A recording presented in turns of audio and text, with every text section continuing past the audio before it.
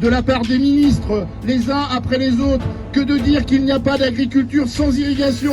Seuls 5% des agriculteurs ont accès à l'eau. Ça veut dire que 95% des agriculteurs qui participent à notre souveraineté alimentaire réussissent à produire de la nourriture sans ces foutues bassines.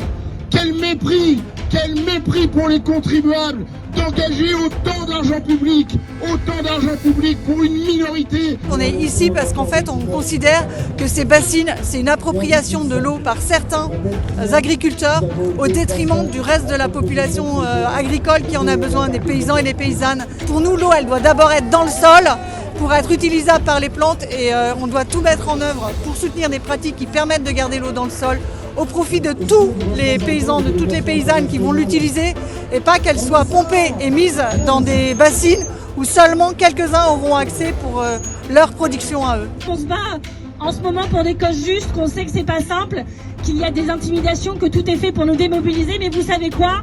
Notre détermination est intacte, sur les retraites elle est intacte, sur les bassines elle est intacte, sur le climat elle est intacte parce qu'on bat pour des causes justes, que les enfants qui naissent en 2023, on ne sait pas leur garantir l'habitabilité de la planète pour quand ils auront 30 ans. Et la vraie urgence, c'est pas l'équilibre du système de retraite, c'est ça. Donc merci, bon courage, continuez et allez l'eau, allez les anti-bassines, nos bassaranes. Résistance, résistance, résistance, résistance. Nos bassaranes, nos bassaranes. Ça fait 3 jours que Macron annonce qu'il y aura des images dures. Ça fait 3 jours que Darmanin il annonce des violences extrêmes, etc. Ça veut dire qu'eux, ils avaient un plan de com'. Nous, on n'a pas communiqué sur le fait qu'il puisse y avoir une issue. On a même refusé d'imaginer une issue fatale. Eux, ils travaillent des plans de com'. C'est beaucoup de gens qui sont très jeunes et qui sont tout sauf des inconscients. Il serait intéressant que, bien sûr, ils veulent se protéger, mais que vous entendiez ce qu'ils ont à dire et pourquoi ils sont aussi déterminés. C'est ceux qui ont compris qu'on est en train de foutre leur vie en l'air, la planète sur laquelle ils espéraient faire des enfants, qui aujourd'hui ne veut plus faire d'enfants, qui a subi le Covid et à qui on dit qu'on va les soigner à grands coups de lacrymo.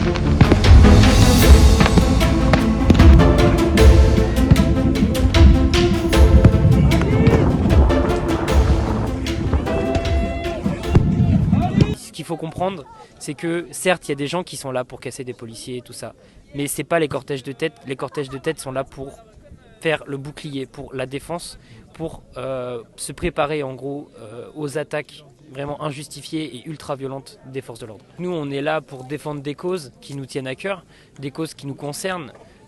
Et au final, c'est nous qui nous retrouvons les plus, on va dire, impactés, les plus blessés physiquement et surtout mentalement.